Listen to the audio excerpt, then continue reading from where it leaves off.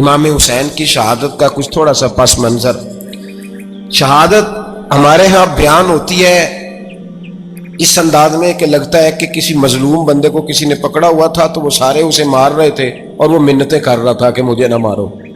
اتنی ہائے ہائے کی جاتی ہے کہ محسوس ہوتا ہے کہ امام علی مقام بڑے پریشان تھے کہ کسی طریقے سے، اور ان کا خاندان بڑا تکلیف میں تھا کہ جلدی کہیں کربلا سے نکل جائیں۔ حالانکہ اس دھرتی پہ، اس کائنات پہ صبر، شجاعت، استقامت اور حوصلہ جس سے کائنات سیکھے گی وہ صرف امام حسین ہی ہے۔ اتنے بڑے صابر آدمی کے بارے میں اس طرح کا رویہ اختیار کرنا کہ وہ تو گویا اس طرح کر رہے تھے کہ بس کسی طریقے سے میری معذرت، تو یہ امام حسین کی مظلومیت سنا کے لوگوں کو اس طرح کا کر دیا جاتا ہے، یہ انداز بتایا جاتا ہے کہ شاید واقعہ کربلا رونے دھونے کا نام ہے، حالانکہ بات یہ نہیں ہے۔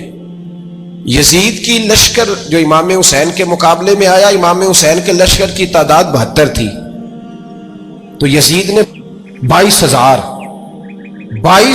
آدمی، مجھے بتائیے 72 کا 22,000 سے کوئی مقابلہ ہوتا ہے؟ بولیے۔ عمر بن سعد نے پھر عبید اللہ ابن زیاد کو لکھا کہ 22 اچھی خوشامد کرے اسے اچھی وزارت ملتی ہے، اچھی وزارت اسے دیتے ہیں، جو ذرا صحیح بدتمیز بھی ہو اور صحیح وکالت کرنے والا اسے وزارت صحیح دیتے ہیں۔ اس کا مزاج تھا۔ یہ چلاک لوگ زندگی میں ہمیشہ دھوکہ کھاتے ہیں، چلاکیاں انسان کو گراتی ہیں اور اتنا منہ چھیل جاتا ہے کہ منہ پہچانا ہی نہیں جاتا۔ بندہ اپنے آپ کو رب رسول کے حوالے کر دے تو اللہ بڑی بہترین جزائیں عطا کرتا ہے۔ یہ لوگ تیزی دکھاتے ہیں بعض، تو یزید بھی تیزی دکھانے والا تھا۔ اس نے خیر کرے جڑا نماز پڑھائے ہو مولوی، تو جڑا ٹل پائے ہو پیر، جڑا مہینہ نہ نہائے چھوٹا پیر، تو جڑا 6 مہینے نہ نہائے ہو بڑا پیر۔ کہتے بابا پہنچے ہیں، کڑے چھڑے جو پہن لیے۔ بھئی امام حسین تو نمازیں پڑھاتے تھے، مولا علی تو نمازیں پڑھاتے تھے، مسجد کے خطیب تھے، اب اس کو تو مولوی کہہ دیا جاتا ہے بیچارے کو۔ تو ملنگ کون ہوتا ہے جی؟ کہتے جڑا کپڑے کٹ پائے۔ کیا تماشا ہے، قوم جدھر دل کرتا ہے نکل جاتی ہے۔ یاد رکھیں ووٹ برادری کا نہیں ہوتا، ووٹ برادری کا نہیں، ووٹ دین کا ہوتا ہے۔ جو بندہ دین کے، ملت کے، مذہب کے معیار پہ پورا نہ ہوتے اسے حکمت کے تحت بھی ووٹ دینا جائز۔ ہاں یہ بات سچی ہے تو بہرحال سچی ہے، یہ یاد رکھ لے۔ ہمارے ووٹ سے کوئی ایم این اے، ایم پی اے جتنے ظلم کرے گا، ووٹ دینے والا اس کے ظلم میں شریک ہوگا، بالکل 100%۔ یہ لکھ لیں بات۔ ہم اس وقت بڑی جلدی، پتہ نہیں ہمیں کیا مسئلہ ہو جاتا ہے، اتنا اتنی مصیبت انہیں نہیں بنی ہوتی، یہاں بنی ہوتی ہے۔ خدا کا خوف کریں۔ امام علی مقام ووٹ ہی مانگ رہا تھا نا یزید، اور پھر اس نے بڑے بڑے لالچ دیے۔ اس نے کہا کہ آپ 5-4 صوبے ہیں جس کی گورنری مرضی رکھ لیں، دولت آپ کی مرضی کی۔ تو پھر آج ہمیں بھی لوگ مشورہ دیتے ہیں، کہتے ہیں مسجد میں سیاست نہیں ہونی چاہیے۔ میں نے کہا کیا کریں، یہ امام حسین ہمیں مجبور کر گئے، کوئی نہ کوئی بات کرنی پڑی جاتی ہے۔ امام علی مقام نے فرمایا چھپ کے ووٹ کی بات، بیعت کی بات نہیں ہو سکتی۔ آپ نے جا کے لوگوں سے، بڑے کم لوگ ہوتے ہیں، بڑے کم لوگ، جسے زندگی ہو پیاری وہ یہیں سے لوٹ جائے۔ میرے قافلے میں شامل کوئی کم ظرف نہیں ہے۔ بڑے کم لوگ ہوتے ہیں جو ارادوں کے، وعدوں کے ہمیشہ ساتھ چلنے کے پکے ہوتے ہیں، ورنہ بڑے لوگوں کو گرمی لگنے لگتی ہے۔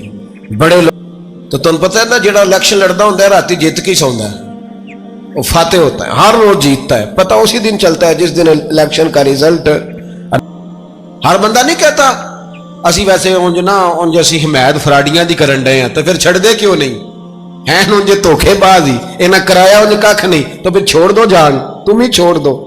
یہ بندہ بات صحیح کر رہا ہے، بندہ ویسے یہ بات صحیح کر رہا ہے، پر اجے حالات نہیں ٹھیک ہے، دے والے بندے ٹھیک نہیں، پر کیا تماشا ہے، کب تک ایسا رہے گا کہ کب تک یہ بات چلے گی؟ بچے ساتھ ہو، صحرا کا علاقہ ہو، تپتی ہوئی ریت ہو، اتنے کٹھن اور سخت حالات، چاروں جانب موت ہی موت، دور دور تک اپنوں کا نام و نشان کوئی نہیں، اور اکیلے فیصلہ کرنے والے امام حسین، باقی سارے بچے ہیں یا عورتیں، سارے بڑے اکیلے۔ عزیز دوستو، بزرگوں اور بھائیوں، اللہ تبارک و تعالی اس دنیا کے اندر بہت سارے لوگوں کو منصب اور مقام عطا فرماتا ہے۔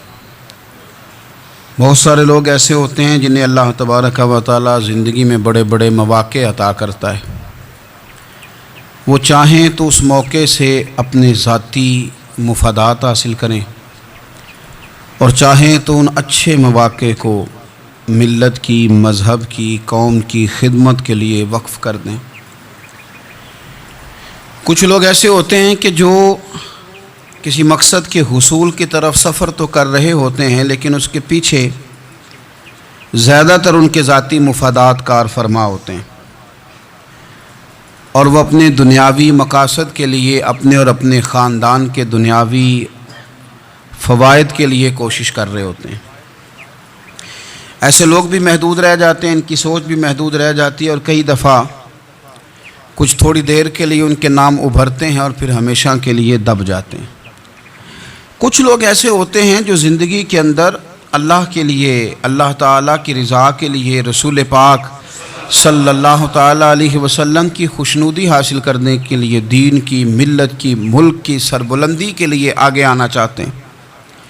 میرا رب کریم قرآن مجید سورہ حج میں ارشاد فرماتا ہے کہ الذین ان مکناہم فی الارض، کچھ لوگ ایسے ہیں کہ اگر ہم انہیں زمین میں اقتدار دیں، زمین میں اگر ہم انہیں قابو دیں تو وہ کیا کریں گے؟ اقاموا الصلاۃ و آتوا الزکوٰۃ، وہ نماز قائم کریں گے، زکوٰۃ ادا کریں گے، وامروا بالمعروف، نیکی کا حکم دیں گے، ونہوا عن المنکر، اور لوگوں کو بری باتوں سے منع کریں گے۔ وہ دینی، فکری، اصلاحی انقلاب برپا کر دیں گے، نماز کو عام کریں گے، زکوٰۃ کو عام کریں گے، بھلائی کا حکم دیں گے اور برائی سے منع کریں گے۔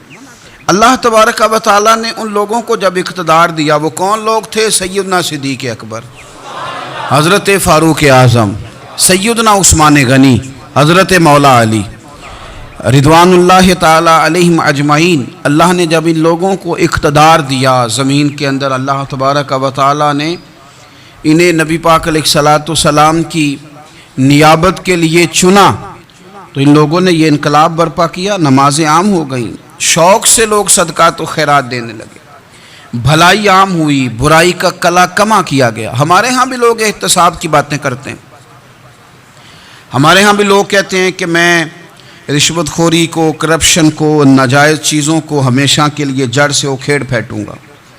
لوگ دوسروں سے مطالبہ کرتے ہیں کہ یہ سارے کام جائز کریں، لیکن خود اس پر عمل کرنے کو تیار نہیں ہوتے۔ یاد رکھ لیں کہ یہ جو احتساب ہے، یہ انسان کی اپنی ذات سے شروع ہوتا ہے۔ آپ جب نظام احتساب دنیا کے اندر مستحکم کرنا چاہتے ہیں تو اس میں پھر آپ کو اپنی ذات کو سامنے پیش کرنا پڑے گا۔ آج ہم بات کرنے جا رہے ہیں سیدنا فاروق اعظم رضی اللہ تعالیٰ عنہ۔ تو جناب عمر فاروق رضی اللہ تعالیٰ عنہ کا جو نظام احتساب ہے، انہوں نے اس کو گھر سے شروع کیا تھا، اپنے آپ سے اس کا آغاز فرمایا تھا۔ ہمارے ہاں یہ ہوتا ہے کہ جس بندے کے اکاؤنٹ میں اچھے خاصے پیسے ہیں، وہ بل جمع کرانے جائے تو اسے لائن میں نہیں لگنا پڑتا، مینیجر صاحب اسے آگے بلا لیتے، تو وہ بعد میں کیا کہہ رہا ہوتا ہے؟ کہتا دیکھو اللہ نے کتنی عزت دی ہے، مجھے لائن میں نہیں لگنا پڑا۔ بھائی لائن میں لگنا تو آپ کا یہ تھا کہ آپ سمجھتے کہ سارے مسلمان ہیں، مومنین ہیں، برابر ہیں، تو میں کسی کو تکلیف میں مبتلا نہ کروں۔ جب آپ آگے چلے گئے تھے تو آپ نے بہت سارے لوگوں کا حق مارا تھا، وہ لائن میں جو لگے ہوئے تھے ان کا وقت لمبا ہو گیا تھا۔ آپ نے تو اپنے آپ کو احتساب کے لیے پیش ہی نہیں کیا، بلکہ آپ نے کہہ دیا کہ جناب میرا تو رتبہ اعلیٰ ہے، لہذا یہ میرا حق بنتا تھا، مجھے تو استحکام ملنا چاہیے تھا۔ یہاں بہت سارے لوگوں نے اپنے حق میں چیزوں کو اور رنگ میں پیش کیا۔ سیدنا فاروق اعظم رضی اللہ تعالیٰ عنہ نے اس نظام احتساب کو اپنے گھر سے شروع فرمایا۔ حضرت عمر فاروق رضی اللہ تعالیٰ عنہ اپنے بچوں سے فرمایا کرتے تھے کہ جب میں حکم لوگوں کو کروں گا نا، اپنی رعایا کو، مسلمانوں کو میں کوئی حکم دوں گا تو تمہیں پہلے اس پر عمل کرنا پڑے گا۔ آپ فرمایا کرتے تھے یاد رکھنا، لوگ تمہیں اس طرح دیکھیں گے، لوگ اس طرح تمہیں دیکھیں گے جس طرح گوشت کھانے والا پرندہ گوشت کو دیکھا کرتا ہے۔ چیل گوشت کھاتی ہے تو کیا کبھی اس کو پیغام بھیجنا پڑا ہے کہ تو آجا یہاں گائے مر گئی ہے، بھینس مر گئی ہے؟ خود بخود اس کی نظر ہوتی ہے، وہ پہنچ جاتی ہے۔ جناب عمر فرمانے لگے میرے گھر والوں، میرے بیٹوں، میری بیٹیوں، میری اہلیہ، لوگ تمہیں اس طرح دیکھیں گے جس طرح گوشت کھانے والے پرندے دیکھتے ہیں۔ لہذا میں جب کسی کو عمل کروں تو پہلے تمہیں اس پر عمل کرنا پڑے گا جب میں کسی کو حکم دوں. آپ فرمانے لگے یاد رکھنا اگر تم نے میرا حکم نہ مانا تو غیروں نے حکم نہ مانا تو انہیں ایک سزا ملے گی، اور اگر میرے گھر والوں نے نہ مانا تو ڈبل سزا ملے گی. تم پر ڈبل سختی کی جائے گی کہ تم نے میری بات کیوں نہیں مانی. یہ نظام احتساب ہے. ہم نہ دوسروں کے بچوں کا گلا کاٹ کے اپنے بچوں کی خوشیاں لینا چاہتے ہیں. ہم چاہتے ہیں کہ دوسروں کے بچوں کے حصوں کا مال میرے گھر میں آ جائے. آ جاتا ہے. کچھ لوگوں کی سیاست چل جاتی ہے، کچھ لوگوں کا فریب اور فراڈ کام کر جاتا ہے، لیکن وہ گھر روشن نہیں ہوتے. ان گھروں میں پیسہ ہوتا ہے پر قرار رخصت ہو جاتا ہے. ان گھروں میں آسانیاں اور وسعتیں تو آ جاتی ہیں لیکن ایک دوسرے کا احترام ختم ہو جاتا ہے. سیدنا فاروق اعظم رضی اللہ تعالیٰ عنہ کا یہ طریقہ تھا کہ وہ اپنے بچوں پر سختی کرتے. آپ ہمارے ملک میں یہ نظام ہے، موجودہ حکمران ہو یا ان سے پچھلے، بچے سب کے ملک سے باہر رہتے ہیں. یہاں رہتے ہیں تو محلات میں، باہر جاتے ہیں تو بڑی بڑی آسائشوں میں. ان کے بچوں کے لیے قانون بھی الگ سے ہیں، قاعدے بھی الگ سے ہیں. اور ہمارے ملک کے اندر تو ایک باقاعدہ پروٹوکول کا سسٹم ہے. اس سسٹم سے گزر کر بڑے بڑے لوگ چلنا پسند کرتے ہیں. ہمارے زمانے میں بھی کچھ چیزیں سرکاری ہوتی ہیں خالص، لیکن عجیب نظام ہے نا، ہر چیز کا کرایہ بڑھ جاتا ہے، سرکاری دکان کا نہیں بڑھتا. باقی دکانیں 5-6 سال کے لیے ملتی ہیں، سرکاری دکان پہ آپ قبضہ کرنا چاہیں تو پورے 100 سال کے لیے مل جاتی ہے. چونکہ یہ عام عوام کی پراپرٹی ہے تو اس کے ساتھ جو مرضی کو سلوک کرے. ایک سرکاری چراگاہ تھی جس کے اندر جانور چرا کرتے تھے. ہمارے ہاں بھی پنجاب میں کچھ جگہیں ہوتی ہیں تو ہم لوگ کہتے ہیں شام لاٹ ہے. سرکاری چراگاہ میں جانور چرا کرتے تھے. حضرت عمر فاروق رضی اللہ تعالیٰ عنہ کے صاحبزادے سیدنا عبداللہ ابن عمر رضی اللہ تعالیٰ عنہ نے بھی ایک اونٹ خرید لیا. تو سب لوگوں کے جانور سرکاری چراگاہ میں چرتے تھے. آپ نے بھی اپنا جانور وہاں چرنے کے لیے، کھانے پینے کے لیے چھوڑ دیا. وہ جب اونٹ آیا تو پتلا تھا، کچھ دنوں کے بعد وہ فربا ہو گیا، طاقتور ہو گیا، موٹا تازہ ہو گیا. حضرت سیدنا عبداللہ ابن عمر رضی اللہ تعالیٰ عنہ نے بیچا تو وہ ڈبل قیمت سے بھی زیادہ کا بکا، کیونکہ پہلے دبلا پتلا تھا، اب موٹا تازہ فربا ہو گیا. حضرت سیدنا فاروق اعظم رضی اللہ تعالیٰ عنہ کو پتہ چلا تو بلایا. فرمایا پتر اونٹ بیچ دیا ہے؟ ابا جی بیچ دیا ہے. فرمایا کتنے کا خریدا تھا؟ اتنے کا. بیچا کتنے کا؟ ڈبل قیمت بتائی. فرمایا اس طرح کر کے اصل رکھ لے اور جو اوپر ملی ہے مجھے دے دے. حضور آپ نے کیا کرنی ہے؟ فرمایا میں سرکاری خزانے میں جمع کروں گا. حضور کیوں؟ فرمایا اس لیے کہ تیرا اونٹ سرکاری جگہ پہ چرا کرتا تھا، وہ گھاس سرکاری جگہ سے کھاتا تھا. حضور سب کے کھاتے. حضرت عبداللہ ابن عمر کہنے لگے سب کے کھاتے ہیں. آپ فرمانے لگے تو سب میں شامل نہیں ہے، تو امیر المومنین کا بیٹا ہے. تجھے میں یہ حق نہیں دے سکتا، تیرے اوپر تھوڑی سختی زیادہ کی جائے گی. تجھے یہ حق نہیں ملے گا. تو اپنے اونٹ کو چونکہ سرکاری چراگاہ میں چرایا کرتا تھا، لہذا تجھے وہ جو اصل رقم یہاں جمع کرانی پڑے گی. ہمارے تو بچے پہلی بات تو یہ ہے کہ بات ہی نہیں سنتے. یہ سب کے بچوں کی بات کر رہا ہوں، وہ ٹیچر کے بچے ہوں، سیٹھ کے بچے ہوں، پیر کے بچے ہوں، امام صاحب کے بچے ہوں، کسی کے بچے ہوں، پہلے تو سنتے نہیں. اور اللہ خیر کرے اگر آپ کوئی سنانا چاہیں تو فوری طور پر وہ ہوم منسٹری کے پاس پہنچ جاتے ہیں. ان کی اماں ان کی وکیل بن جاتی، آپ کہہ ہی کچھ نہیں سکتے. حالات رخ بدل جاتے. اس کا نقصان یہ ہوتا ہے کہ ان کو تراشا نہیں جا سکتا، ان کو ہیرے نہیں بنایا جا سکتا. ان کے اوپر کچھ ایسی میل کچیل چڑھ جاتی ہے جو بڑی عجیب و غریب ہوتی ہے. اور کچھ لوگ ایسے ہوتے ہیں جو خرابی کرنے میں بھی اپنا کردار ادا کرتے ہیں، خرابی کرنے میں. اور بڑے لوگوں سے منسلک ہونے کے لیے لوگ رستے تلاش کرتے ہیں. رستے. میں چونکہ چیزوں کا مطالعہ کرنے کا بڑا شوقین ہوں، تو میری والدہ داخل تھیں کئی سال پہلے ہسپتال میں، تو مجھے اس ہسپتال میں کچھ دن رہنا پڑا. ایک پرائیویٹ ہاسپٹل تھا، تو اس میں انہوں نے جگہ جگہ لکھ کے لگایا تھا ملازمین کو بخشیش نہ دیں. ہم ان کو بڑی اچھی معقول تنخواہ دیتے ہیں، سیلری بڑی عمدہ ہے، تو لوگ بخشیش نہ دیں. میں نے جو مینجمنٹ کے لوگ تھے ہاسپٹل کے، ان میں سے ایک سے میں نے کہا کہ اگر کوئی بندہ اپنی خوشی سے دینا چاہے تو آپ نے بڑا موٹا لکھ کے لگایا برائے مہربانی ان کو بخشیش نہ دیں. اس نے بڑی قیمت، سادہ آدمی تھا پر میری بڑی اس نے مجھے بات بتائی، مجھے نفع ہوا. کہنے لگے مولوی صاحب جب کچھ امیر لوگ ہسپتال میں مریض لے کے آتے ہیں تو وہ صفائی والے کو پہلے ہی 500 روپیہ دکھا لیتے ہیں آتے ہی. پھر وہ جیسے آواز دیتے ہیں صفائی والے فٹافٹ اندر آتے ہیں، ان کا کمرہ صاف کرتے ہیں. تو سارے تو بیچارے اتنے مالدار نہیں ہوتے کہ آتے ہی پہلے کام والے کو 500 دیں. پھر نقصان کیا ہوتا ہے کہ یہ جن کی ذمہ داری ہے بہت ساری ڈیوٹیاں کرنے کی، یہ ڈیوٹی نہیں کرتے. یہ پلٹ پلٹ کے ان کی طرف دیکھتے ہیں جن کے گھر سے سالن صحیح آتا ہے. ادھر ان کی توجہ زیادہ ہو جاتی ہے، جو نوٹ ان کو زیادہ دکھاتے ہیں، جو پھل لے کے آتے ہیں تو آدھا ان کو دیتے ہیں. تو ہم یہ کہتے ہیں یہ کام ہی نہ کرو، یہ اپنی تنخواہ پہ کام کریں تاکہ ہر آنے والے کا درد سمجھیں، ہر ایک کو یکساں یہ سروسز فراہم کریں. تو ہم یہ کام کرتے ہیں. ہم ایم پی اے کے اور کسی سے ہمارا تعلق نہ بنے تو ہم جناب اس کے ڈرائیور سے ہی تعلق بنا لیتے ہیں. ہم وہ جو آپریٹ کرنے والا ہوتا ہے ٹیلی فون، اسی سے بڑا تعلق بناتے ہیں، اس کو مٹھائی کا ڈبہ جلدی پہنچا دیتے ہیں. تو اسی طرح سے بڑے لوگوں کی اولادوں کو بگاڑا جاتا ہے.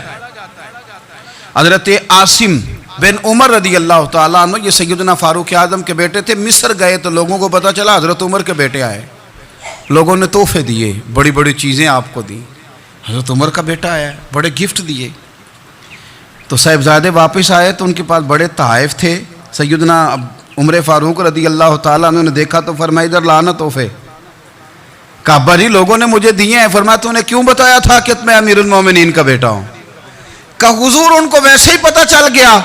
فرمانے لگے پتر یہ تحفے تمہیں اس لیے ملے ہیں کہ تم امیر کے بیٹے ہو، یہ تحفے تمہارا حق نہیں، چونکہ تمہیں اس کرسی کی وجہ سے ملے ہیں اور یہ کرسی مسلمانوں کی ہے، لہذا یہ حق بھی مسلمانوں کا ہی ہے.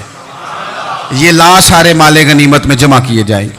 آپ اپنے گھر سے جب احتساب شروع کرتے ہیں، اپنے گھر سے، اور یہ یاد رکھیں یہ جو لوگ آتے ہیں آپ کے بچوں کو نوازنے کے لیے، یہ انہیں خراب کرتے ہیں، بگاڑ پیدا کرتے ہیں، یہ عجیب و غریب سی چیزوں میں مبتلا کر دیتے ہیں. بچوں کا نقصان ہوتا ہے کل کلام.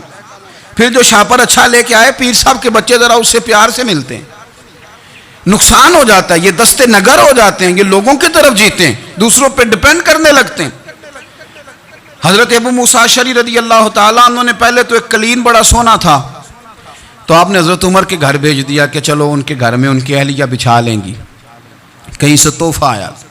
پھر وہ جس کمرے میں مال غنیمت اور خزانہ رکھا جاتا تھا اس کی صفائی کر رہے تھے تو ایک دینار مل گیا. تو وہ دینار بچے سارے جا رہے تھے تو ان میں سے حضرت عمر کے ایک بیٹے کو چھوٹے کو بلایا اور بلا کے کہا پتر یہ دینار لے لو. حضرت عمر نے دیکھا کہ بیٹے کے ہاتھ میں دینار بھی ہے اور گھر میں قالین بھی ہے. ایک موقع پہ وہ قالین گیا، ایک موقع پر بچے کو ایک دینار دیا. تو حضرت عمر اپنی اہلیہ سے پوچھنے لگے یہ کہاں سے آیا قالین؟ کہا جناب ابو موسیٰ اشعری رضی اللہ تعالیٰ عنہ نے بھیجا ہے. بیٹے سے پوچھا دینار کہاں سے آیا؟ کہا مجھے انہوں نے ہی دیا ہے. آپ نے وہ دینار بھی لیا اور قالین بھی لیا اور اس کو لپیٹا اور جناب ابو موسیٰ اشعری کو بلایا اور اتنے سخت ناراض تھے. فرمانے لگے ابو موسیٰ اشعری سے کہنا میرے پاس پیدل آئے، گھوڑے پہ نہ آئے. اور جب آئے حضرت ابو موسیٰ اشعری تو جناب عمر اتنے ناراض ہوئے کہ وہ قالین لپیٹ کے تو ان کے سر پہ مار دیا. فرمانے لگے پکڑو اپنا دینار، تمہیں پورے مدینے میں میرے بیٹے کے علاوہ کوئی اور نہیں ملے گا جسے تم خراب کر سکو. میرا پتر ہی ملا تھا بگاڑنے کی، کس نے اجازت دی تم میرے بیٹے کو دینار دو؟ کیوں لائے تم میرے گھر میں قالین؟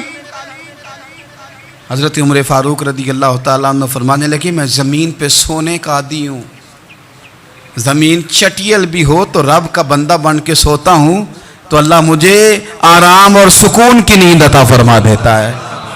مجھے تمہارے مخملوں کی اور قالینوں کی ضرورت نہیں ہے. احتساب یہاں سے شروع ہوتا ہے بھائی.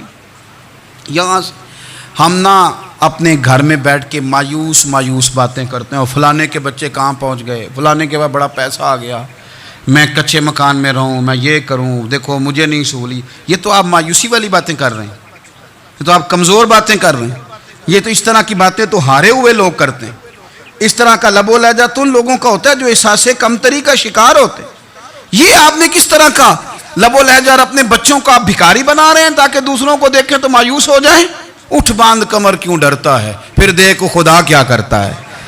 آپ کا جو احساس ہے وہ اتنا خوبصورت ہو، آپ کے لہجے کے اندر اس قدر ٹھہراؤ ہو، آپ کو اطمینان آ چکا ہو، اور آپ کے بچے کبھی بھی کمپیریزن نہ کریں اپنا کسی کے ساتھ، کبھی بھی انہیں کرنے نہ دیں۔ آپ وہ کبھی یہ بات نہ کریں کہ فلانے زیادہ اچھا کھاتے پیتے ہیں تو ہم کدھر ہیں، کرنے نہ دیں انہیں بتائیں کہ بیٹا اپنی مٹی پہ چلنے کا سلیقہ سیکھو، سنگ مرمر پہ چلو گے تو پھسل جاؤ گے۔ ان کو بتائیں کہ جو تمہارے پاس ہے یہ خدا کا عطیہ ہے، اسی پر تم نے قناعت کرنی کبھی بھی۔ حضرت زید بن حارثہ سے نبی پاک صلی اللہ علیہ وسلم کو بڑا پیار تھا، پھر ان کے بیٹے حضور کے غلام زادے حضرت اسامہ بن زید کے ساتھ بھی حضور بڑا پیار کرتے، لیکن یہ تو مسلمہ حقیقت ہے نا کہ عظمت اور شان تو سیدنا فاروق اعظم کی زیادہ ہے۔ امت کا اتفاق ہے کہ نبیوں کے بعد سب سے بڑا درجہ جناب صدیق اکبر کا، اور پھر اللہ نے مقام عطا کیا حضرت فاروق اعظم کو، یہ بڑے لوگ تھے۔ ایک دفعہ مال تقسیم ہو رہا تھا تو حضرت عمر رضی اللہ تعالیٰ عنہ نے نا حضرت اسامہ بن زید کو 4000 دینار دیے اور اپنے بیٹے عبداللہ ابن عمر کو 3000 دینار دیے۔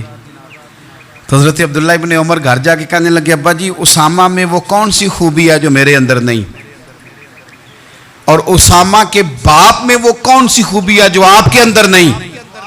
تو حضرت عمر کی عاجزی دیکھیے، حالانکہ بالاتفاق دنیا جانتی ہے کہ جناب عمر فاروق رضی اللہ تعالیٰ عنہ افضل ہیں، پھر بھی پتہ اپنے بیٹے سے کیا کہتے ہیں، فرماتے ہیں او سن یار وہ خدمت گزار ہیں نبی پاک کے، وہ بھی حضور کے گھر میں ڈیوٹی کرتے، نوکری کرتے، اور ان کے بیٹے بھی حضور کی نوکری کرتے، یہ خدمت گزار ہیں۔ فرمانے لگے اگر تو نے پوچھ لیا تو سن، پھر میری تو رائے یہ ہے کہ تیرے سے زیادہ اسامہ بن زید حضور کی نظر میں پیارے ہیں، اور اسامہ کا باپ تیرے باپ سے زیادہ نبی پاک کا پیارا ہے۔ کوئی کمپیریزن کرنے نہیں دیا، بچوں کو کسی ایسی جگہ کھڑے ہونے نہیں دیا، فرمایا یہ وجہ ہے، یہ انداز ہے کہ تو زیادہ پیارا ہے۔ حضرت عمر فاروق رضی اللہ تعالیٰ عنہ پسند نہیں کرتے تھے، ذرا برابر بھی پسند نہیں کرتے تھے کہ کوئی شخص اور مال آتا تو اپنے رشتہ داروں کو نوازنے سے بچتے۔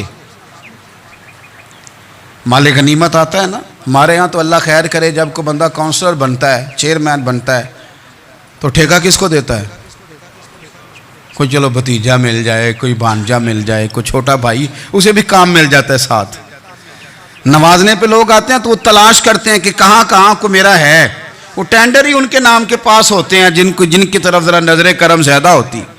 حضرت عمر فاروق مال تقسیم کر رہے تھے تو بیٹی آگے کہنے لگی ابا جی رشتہ داروں کا بھی حق ہوتا ہے، آپ سب کو دیتے ہیں، آپ کے اپنے آپ کے قریب ہی نہیں آتے۔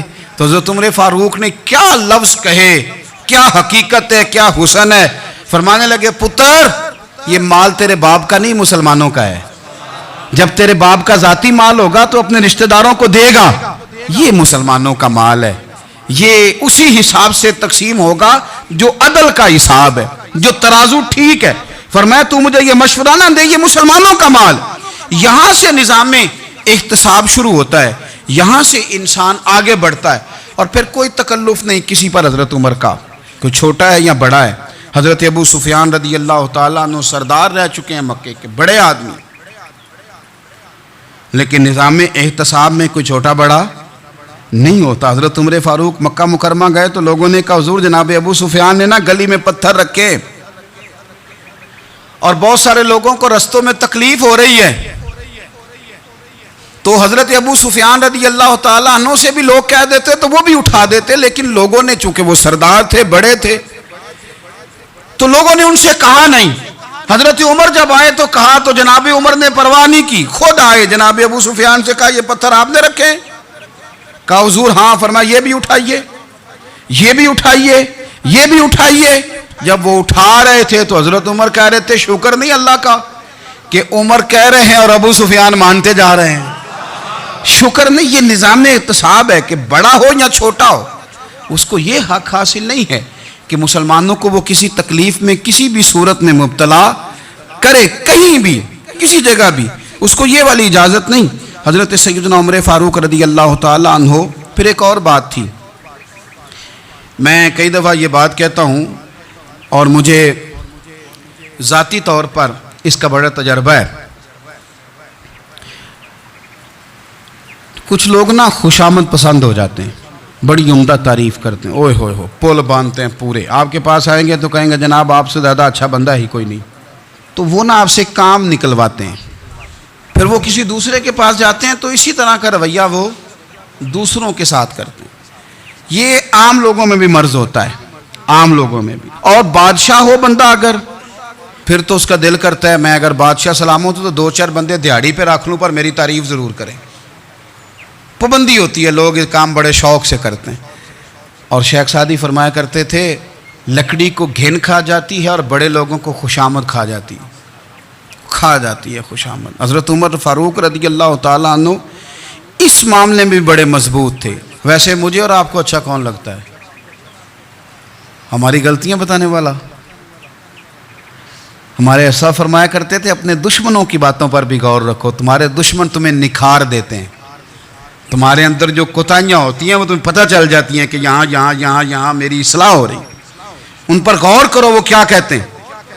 حضرت عمر فاروق کی تعریف کی ایک بندے نے, کمال تعریف کی. وہ اس کا خیال تھا کہ رزلٹ بڑا شاندار آئے گا. بادشاہ کی تعریف ہوتی تھی تو پھر تھیلی جاتی تھی اشرفیوں کی, کمال رزلٹ آئے گا. تو حضرت عمر جب وہ پوری کر چکا نا بات تو فرمانے لگے تو خود بھی ہلاک ہوا اور مجھے بھی ہلاک ہی کر دیا ہے, خود بھی تباہ ہوا ہے مجھے بھی تباہ کر دیا. کس طرح کی باتیں کر رہا ہے. ایک بندہ اور آیا اور اس نے آ کے کہا کہ پوری امت میں سب سے افضل ہے فاروق اعظم آپ ہی ہیں. تو حضرت عمر فاروق فرمانے لگے تجھے تیری ماں روئے, ابو بکر تجھ سے بھی افضل تھے, تیرے باپ سے بھی افضل تھے, اور صدیق اکبر مجھ سے بھی افضل ہے اور میرے باپ سے بھی افضل ہے. یہ تو کس طرح کی بات کر رہا ہے. یہاں ہر شے ہضم نہیں ہو جاتی, فوری طور پہ لوگ ڈکار بھی پورا نہیں لیتے. قرآن مجید نے کہا فَلَا تُزَكُّوا أَنفُسَكُمْ هُوَ أَعْلَمُ بِمَنِ اتَّقَى, اپنے منہ سے نہ کہو میں پاک صاف ہوں, اللہ زیادہ بہتر جانتا ہے کہ تم میں سے پرہیزگار کون ہے. اپنے منہ سے تعریفیں کرتے کراتے ہو, یہ مزاج چھوڑ دیں. حضرت عمر رضی اللہ تعالیٰ عنہ پسند نہیں کرتے تھے. ایک آدمی نہ چلتا تھا وہاں تو بڑا متکبرانہ چال کے ساتھ چلتا. حضرت عمر نے دیکھا, یہاں تک احتساب فرماتے تھے, زمین پہ زور زور سے پیر پٹکتا, چال بڑی اس کی متکبرانہ, لوگ بڑے پریشان ہوتے. حضرت عمر نے ایک دن سمجھایا, باز نہیں آیا. اگلے دن پہ درہ نکال لیا, لگائے 4 درے, فرمایا آج کے بعد نہ چلنا اس طرح مدینے میں پیر پٹک پٹک کے. اس وقت تو اسے غصہ لگا, لیکن کچھ دیر کے بعد نا جب غصہ اترا تو حضرت عمر کے پاس آیا, کہنے لگا حضور اللہ آپ کا بھلا کرے, آپ نے درے نہیں مارے, آپ نے تو شیطان بھگا دیا جو میرے ساتھ چمٹا ہوا تھا. چمٹا ہوا شیطان آپ نے مجھ سے بھگا دیا ہے. یاد رکھیں مسند امام احمد بن حنبل میں حدیث ہے, اللہ کے پیارے رسول صلی اللہ علیہ وسلم فرماتے ہیں جو دنیا میں متکبرانہ چال کے ساتھ چلتا ہے نا, قیامت کے دن وہ اللہ سے اس حال میں ملے گا کہ رب اس سے ناراض ہوگا. متکبرانہ چال سے نہیں چلیں گے. تو حضرت فاروق اعظم رضی اللہ تعالیٰ عنہ کا یہ طریقہ تھا کہ آپ خیال کرتے, اور پتہ کس طرح کا آپ کا مزاج تھا. فرماتے تھے تقسیم کرو, دوسروں کا بھی خیال رکھو. جس طرح بندہ دیوانہ وار نہیں لوگوں کا خیال رکھتا کہ بندہ بگڑے کوئی نہ, دیوانہ وار. کچھ لوگ تبلیغ کرتے ہیں رسمی, اور کچھ لوگ ایسے ہوتے ہیں جو لوگوں کی اصلاح میں دیوانے ہو جاتے ہیں. ان کی خواہش ہوتی ہے یہاں بھی بندہ ٹھیک ہو جائے, یہاں بھی بندہ ٹھیک ہو جائے, یہاں بھی بندہ ٹھیک ہو.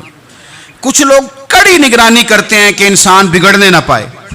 حضرت عمر فاروق رضی اللہ تعالیٰ عنہ نا گوشت والی دکان کے پیچھے جا کے بیٹھ گئے کئی دنوں تک. وہ کہنے لگا حضور یہاں کیا ہے؟ فرمایا تو اپنا کام کرنا. گوشت والی دکان پہ بیٹھے, کام کر اپنا, نگرانی کرنے لگے حضرت عمر. پھر آپ نے نا وہ بندے پکڑ لیے. کون؟ جو 2 دن مسلسل گوشت خریدنے آئے, پکڑ کے کھڑا کر لیا. فرمایا تو کل بھی گوشت لینے آیا تھا؟ حضور ہاں. فرمایا آج پھر کھائے گا؟ حضور جی. تو آپ فرمانے لگے کیا تیرے محلے سے غربت ختم ہو گئی ہے؟ تیرے رشتہ دار سارے پیٹ بھر کے کھاتے ہیں, تو 2 دن گوشت لینے آتا ہے. فرمایا آج کے بعد مسلسل گوشت لینے آیا تو درے سے ماروں گا, خبردار یہ کام نہ کرنا. یہاں تک نظام احتساب کا جب خیال رکھا جائے پھر حالات بگڑا نہیں کرتے, پھر وہ قابو میں رہا کرتے ہیں. حضرت عمر فاروق رضی اللہ تعالیٰ عنہ اس ترتیب کے ساتھ اصلاح کرتے، اس ترتیب کے ساتھ سیدنا فاروق اعظم اللہم صلی علی سیدنا و مولانا محمد بقدر حسنہ و جمالہ و جودہ و نوالہ و صحبہ و آلہ اللہم صلی علی سیدنا و مولانا محمد معدن الجود والکرم و آلہ و صحبہ و بارک وسلم یا ارحم الراحمین یا ارحم الراحمین یا قاضی الحاجات یا مجیب الدعوات یا حلال المشکلات یا دافع البلیات یا مسبب الاسباب یا قاضی الحاجات یا رحمان یا اللہ یا کریم یا اللہ یا ستار یا اللہ یا غفار یا اللہ یا کریم یا اللہ یا عزیز یا اللہ یا ستار یا اللہ۔ اے ہمارے پروردگار، 10 سال پورے ہو گئے، خدا بندہ ایک چھوٹا سا پیغام تھا، تو نے فضل فرما دیا۔ اے اللہ، ہم پلٹ کر جب دیکھتے ہیں تو 1% بھی ہم اس قابل نہیں کہ تیرے دین کی کوئی بات کر سکیں، کوئی پیغام دے سکیں۔ اللہ، کئی سالوں سے یہ دوست صبح کی نیند چھوڑ کے یہاں حاضر ہوتے رہے، مائیں، بہنیں، بچیاں، بوڑھے، بچے۔ اے اللہ، بندوبست کرنے والے سب سے پہلے آتے رہے۔ خدا بندہ، تیرے قرآن مجید کو پڑھا ہے، ہم کمزور تھے، بس تیری دی ہوئی توفیق سے پڑھا ہے۔ خدا بندہ، ان میں سے ایک بات بھی تجھے پسند آئی ہے تو ہمیں معاف فرما دے، ہم سے درگزر فرما، ہمارے حال پہ رحمت فرما۔ رمضان آیا تھا، پھر بیت رہا ہے۔ اللہ، ہماری کمزوریاں، ہماری کوتاہیاں پھر ایک دفعہ پیش نظر ہیں۔ اے عرش و فرش کے مالک، برے ضرور ہیں، کمزور ضرور ہیں، گناہگار ضرور ہیں، پر تو ہمارے دلوں کے حال جانتا ہے۔ ہم تیرے غدار نہیں ہیں۔ اے اللہ، ہم صحیح ہونا چاہتے ہیں، ہماری نیتیں بھی ٹھیک ہیں، ارادے بھی ٹھیک ہیں، عمل میں کمزوری ہے۔ ہم پر ایک رحمت کی نظر کر دے، ہم پر ایک رحمت کی نظر کر دے۔ اے مالک کریم، ایک نظر کرم سے دیکھ تو صحیح، یہاں غریب بھی بیٹھے ہیں، بوڑھے بھی بیٹھے ہیں، مجبور بھی بیٹھے ہیں، کئی رو رو کے تیری بارگاہ میں فریاد کرنے والے بیٹھے ہیں۔ اے اللہ، بھول ضرور جاتے ہیں پر بندے تو تیرے ہیں، بھٹک ضرور جاتے ہیں پر غلام تو تیرے محبوب کے ہیں۔ ہمارے حال پہ رحمت فرما، اللہ ہمیں معاف فرما دے۔ اللہ، ہم سے حساب نہ پوچھیو، اللہ ہمیں بغیر حساب معاف فرما دے۔ اللہ، ہمیں بغیر حساب کے معاف فرما دے۔ اللہ، ہم سے درگزر کرنا، جب قیامت کے دن ازل کا بازار لگے، اللہ ہم سے درگزر فرمانا، ہماری پردہ پوشی فرمانا۔ اگر ہمیں عزت دی ہے تو عزتوں پہ دوام دینا، اللہ ہمیں ذلتوں سے محفوظ رکھنا۔ اے عرش و فرش کے مالک، میں تو نے بہت ساری نعمتیں نہ بغیر مانگنے کے دی ہیں۔ ہم کمزور تھے، تو نے صحت دی، ہم کمزور تھے، تو نے اولاد کی نعمت دی، پھولوں کی طرح کے خوبصورت بچے دیے۔ اے اللہ، تو نے ہمیں وفادار قسم کے دوست دیے۔ اے اللہ، پیار کرنے والے ساتھی دیے، ٹوٹ کر چاہنے والے دیے۔ اے اللہ، تو نے بغیر مانگے ہمیں نیک صالح استاد دیے، بزرگ دیے، شیخ دیے۔ اے اللہ، بغیر کسی لالچ کے پالنے والا باپ دیا، شفقت کے بازو پھیلانے والی ماں دی۔ ہم تیرا شکر ادا نہیں کر سکے، اللہ ہمیں شکر کی توفیق عطا فرما دے۔ اللہ ہمیں شکر کی توفیق عطا فرما دے۔ اللہ ہمیں شکر کی توفیق عطا فرما دے۔ اللہ، اگر ہم بھول جائیں تو ہم سے درگزر فرما۔ اے اللہ، ہمارے حال پہ رحمت فرما۔ میں صبح دیکھتا رہا کس طرح بوڑھی مائیں گاڑیوں میں بیٹھ کے آتی ہیں، بہنیں گاڑیوں میں بیٹھ کے آتی ہیں۔ اللہ، ان بیچاریوں کے کئی دکھ بھی ہیں، ان کی کئی تکلیفیں بھی ہیں، یہ کئی جگہ آزمائش کا شکار۔ ایک بزرگ فون کر کے کہہ رہے تھے بیٹی بڑی پریشان ہے، اللہ کریم سب پہ اپنا فضل فرما دے۔ ہم دنیا کے دھتکارے ہوئے تیرے دروازے پہ آ کے بیٹھ جاتے ہیں، ہماری مدد فرما، ہمیں لوگوں کا محتاج نہ فرما۔ اے اللہ، یہ بوڑھے بیمار لوگ جو صبح چل کے تیرے اور تیرے محبوب کی رضا کے لیے آتے رہے، ان کے قدموں کو قبول فرمانا، ان کی کوششوں کو قبول فرمانا۔ اللہ، معذور بزرگ بیچارے لاٹھیوں کے سہارے یہاں تک پہنچ کر تیرے دین کی بات سنتے رہے، ان کے حال پہ کرم فرما، ان پہ رحمت فرما، ہم سے درگزر فرما، ہمارے ساتھ معافی والا معاملہ فرما۔ اے اللہ، مائیں، بہنیں، بچیاں بیچاری اللہ شوق سے ذوق سے آتی رہیں، खुदावंदा इनके दुख दूर फरमा दे, इनको आजमाइशों से निकाल दे। जो बेचारियां औलाद के लिए रोती हैं और कहती हैं एक बेटी ही मिल जाए, ससुराल में रहने के काबिल हो जाऊं, अल्लाह उन पे रहम फरमा दे। जो जिस हाल में परेशान है उसकी मदद फरमा दे। तेरे महबूब की उम्मत बड़ी परेशान है। ऐ अल्लाह, ख़त्म कुरान का मौका है, रमज़ान की जाती हुई घड़ियाँ हैं। ऐ अल्लाह, पूरी दुनिया में रसूलुल्लाह के ग़ुलामों का खून बह रहा है। ऐ अल्लाह, इतनी बड़ी दुनिया में बर्मा के मजबूरों को रहने को जगह नहीं मिल रही। सालों बीत गए, कश्मीर की बच्चियां रोती हैं, अल्लाह तीन की माएँ पुकारती हैं, पाकिस्तान की सड़कों पे रोज़ खून बहता है। हमने बड़ी बड़ी कोशिश करके बड़े बड़े लोगों के वादों पे एतबार किया। ऐ अल्लाह, अब तू हमारी मदद फरमा, हमारी मदद फरमा, गरीबों की मदद फरमा, यतीमों की मदद फरमा। ऐ अल्लाह, जो सड़कों पे झोंपड़ियों में हैं उनकी मदद फरमा। ऐ अल्लाह, जो बेचारे छाबड़ी फरोश हैं उनकी मदद फरमा। जहाँ जवान बच्चियाँ हैं उनकी मदद फरमा। ऐ अल्लाह, गरीबों की मदद फरमा, मजबूरों की मदद फरमा। ऐ अल्लाह, तंगदस्त लोगों की मदद फरमा, बीमारों को शिफा दे दे, मकरूज़ों को कर्ज़ों से रिहा कर दे, तंगदस्तों को वुस्सत दे दे। हमारे वो मशाइख, हमारे वो बुजुर्ग, इन्होंने हमें यहाँ तक पहुँचाया, उनकी कब्रों पे रहमतों का नुज़ूल फरमा, उन पे करम नवाजियाँ फरमा।